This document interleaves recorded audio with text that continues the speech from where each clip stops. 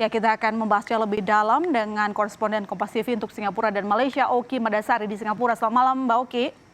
Malam. Oke, Mbak Oki, ini pemerintah Malaysia akhirnya memberlakukan melarang warga negara Indonesia masuk ke negara mereka.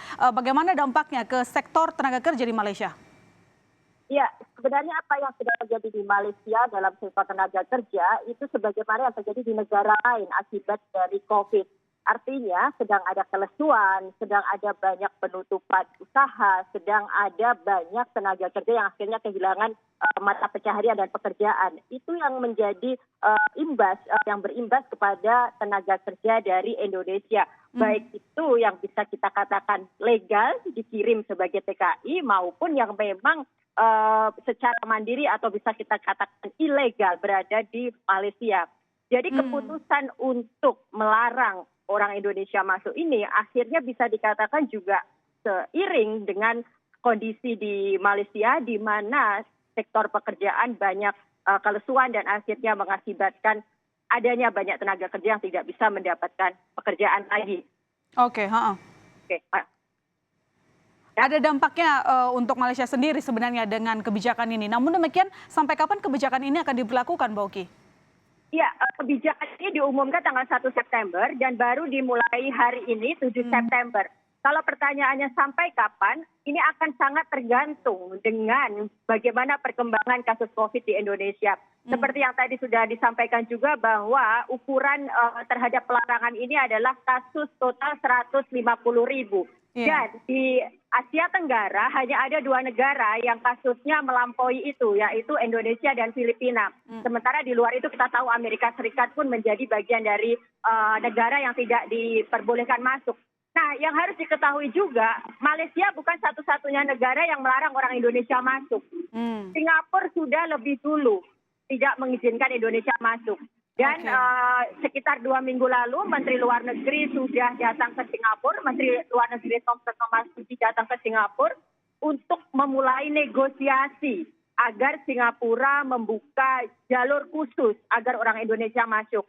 Meski demikian, sayangnya itu belum menjadi keputusan, baru masih dinegosiasikan.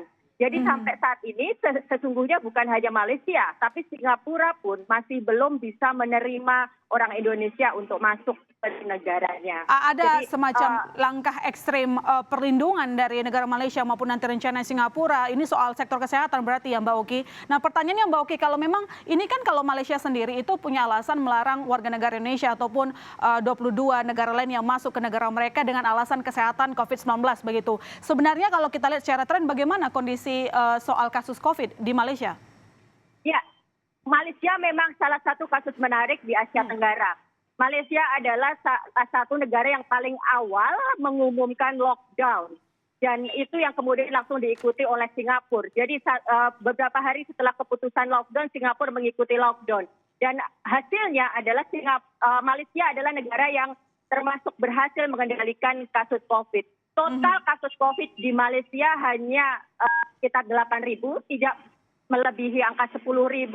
Dan jumlah orang yang meninggal 123 orang saja di antara kasus yang waktu itu meledak besar di kasus Jemaah Tabligh Akbar.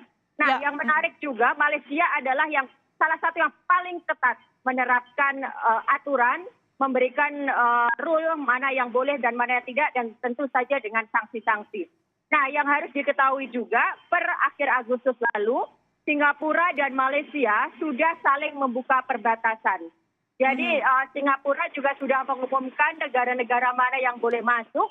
Salah satunya adalah Malaysia, di samping Brunei Darussalam, New Zealand, dan China dan Taiwan. Nah, ini yang kemudian juga menjadi pertanyaan kapan Indonesia bisa masuk. Ya, benar sekali Mbak Oki, ini merupakan salah satu langkah dari pemerintah Malaysia dan itu hak mereka juga ya. Dan kini PR kita juga bagaimana nanti untuk mereduce ataupun menurunkan angka COVID-19 seperti yang dilakukan oleh Malaysia. Terima kasih atas laporan Anda langsung dari Singapura, Oki Madasari, saudara.